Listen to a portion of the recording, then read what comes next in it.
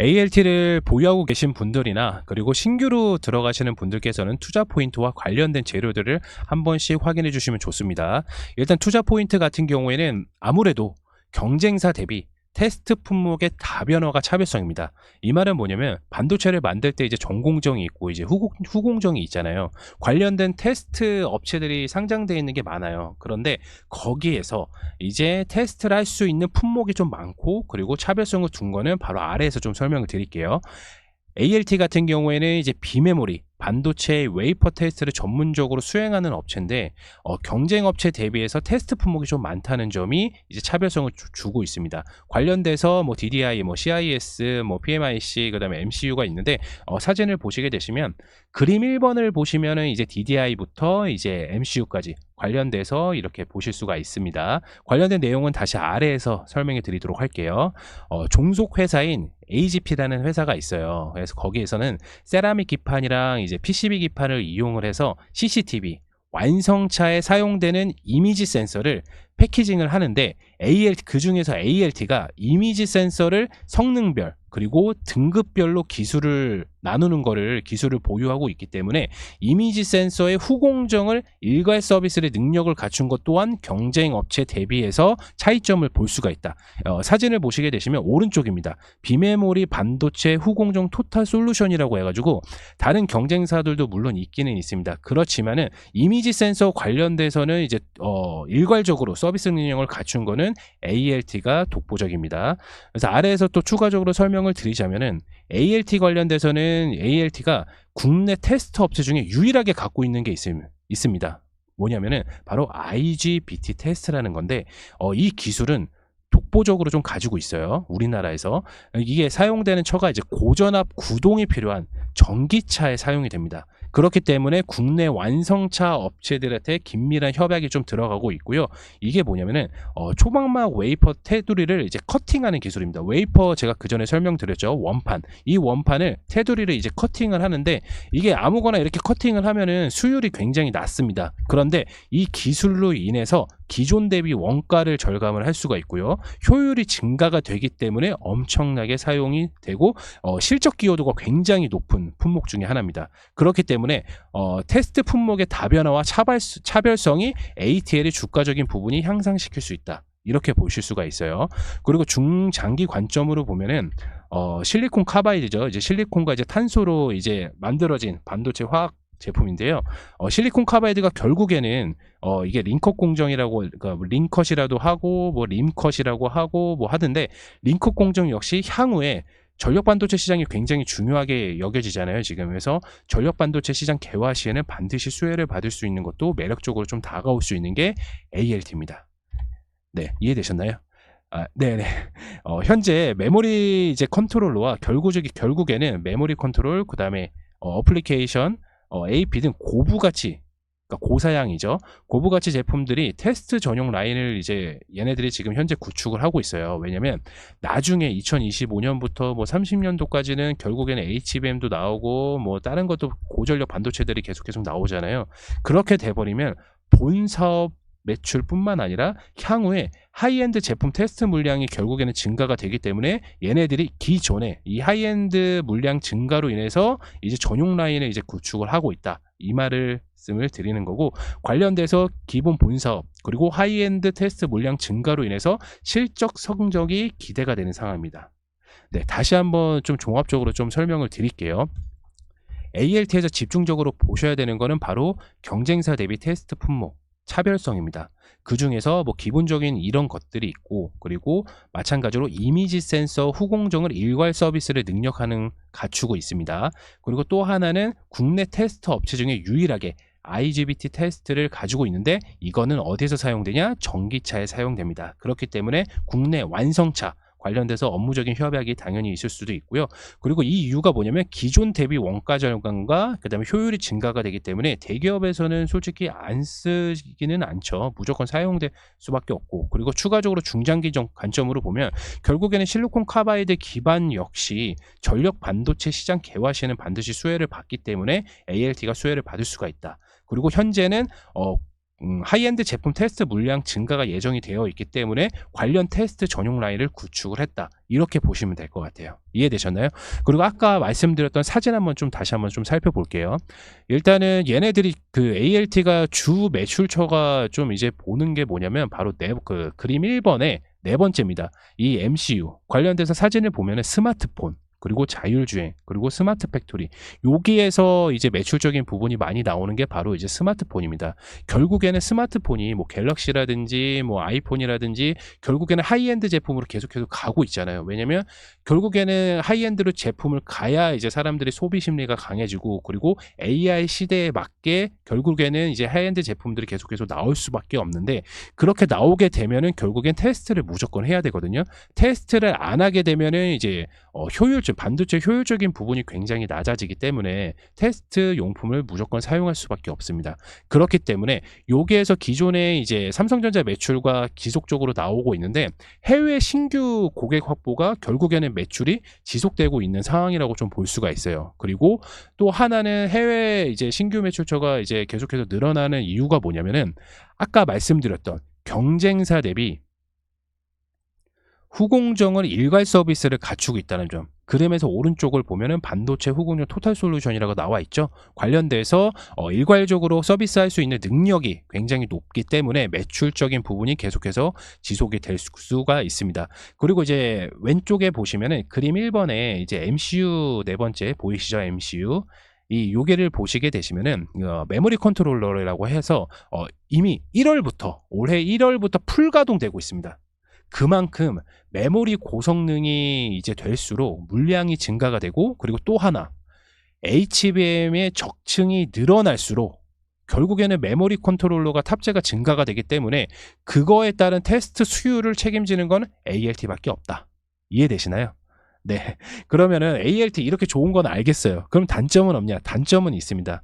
단점은 뭐냐면, 얘네가 이제 본격적으로 매출이 나오는 게 이제 삼성전자 매출이 많이 나오고, 그리고 현재 이제 두 가지 매출이 좀 많이 나오고 있습니다. 아까 말씀드렸던 이제 아까 다시 한번 사진 볼게요. 아까 말씀드렸던 요 네 번째 그림에서 이제 왼쪽에서 이 네 번째 MCU가 매출적인 부분이 많이 나오고 있고, 그리고 바로 위인 이제 CIS 이미지 센서가 이제 매출적인 부분이 거의 50% 정도가 차지가 돼요. 그런데 아까 말씀드렸다시피 경쟁사 대비의 이제 품목의 다변화가 차별성이라고 좀 말씀을 드렸고, 그거에 따른 이제 단점은 뭐냐? 기존의 구 매출 잘 나오고 있는 매출을 포기를 할 수가 없잖아요. 근데 중요한 건 뭐다? 뭐 삼성전자라든지 뭐 현대차라든지 글로벌 이제 탑 기업들한테는 이제 제품을 사용이 되는데, 결국에는 이제 해외 매출이 좀 관건이에요. 여기에서 좀 잘 나오고, 그리고 추가적으로 아까 말씀드렸던 전기차 요게 관련돼서 테스트 업체 중에서 관련돼서 해외 매출이 본격적으로 시작이 되면은, 현재 국내에서 매출은 잘 나오고 있지만 해외 매출처가 좀 많이 국내에 대비해서 해외 매출처가 좀 많이 떨어지기 때문에 그 부분이 좀 단점이라고 좀 볼 수가 있습니다. 그렇다면 ALT가 이제 차트적으로 어떻게 움직이는지 한번 살펴봐야 되겠죠. 차트 한번 살펴보겠습니다. 네, ALT 차트입니다. 보시는 바와 같이 작년에 이제 저점을 좀 구간을 돌파를 하면서 올 초까지는 좀 좋았어요. 그런데 거래량이 좀 나오고 나서 좀 이제 부분으로 좀 주가가 크게 좀 상승을 못하고 있거든요. 이 못하는 이유가 뭐냐면, 기존에 얘네들이 이제 7월 달에 상장하고 나서 의무 보유 기간이 이제 6개월짜리가 있고 뭐 한 달짜리가 있고, 이게 물량이 여기에서 이제 주가가 하락을 하다 보니까 이제 여기서 정리가 된 게 아니라 물량이 터졌을 때 여기에서 정리가 들어갔거든요. 그런데 이미 상장하고 나서 이제 거의 한 이제 8개월 정도 또 지난 지금 현재 상황이잖아요. 그렇다면 이미 나올 수 있는 물량들은 좀 나왔다. 그런데 좀 잔존하는 물량들이 좀 있다. 그러니까 여기서 보시면은 양봉이 계속 나오고 있는데 요 박스권 안에 머물고 있다. 그러니까 제가 좀 어지럽긴 하죠. 왜냐면 기존에 상장하고 나서 6개월 뒤에 이제 매도를 할 수 있는 물량이 한 8%에서 12% 정도 전체 발행 주식에서 여기에서 다 나온 줄 알았거든요. 근데 여기에서 뭐 바닥권이어서 쌍바닥 구간에서 반등하는 거는 오케이. 그런데 여기서 음봉이 나오면서 이 상승하는 매력도를 좀 떨어뜨리고 있습니다. 이거 희한한 좀 차트인데, 여기에서는 어떻게 대응을 하냐? 그럼 우리는 신규로 어디서 매수를 하냐? 여기에서 바로 높은 자리에서 매수가 들어가는 게 아니라 요 박스권에서 1차, 밑에서 2차 이렇게 들어가셔야 돼요. 그래야지만 한 차례 바닥권에서는 항상 반등하는 시그널이거든요. 그러니까 신규 상장 종목이라고 하더라도 결국에는 바닥권인 종목들은 한 번쯤은 우리에게 기회를 줄 수가 있습니다.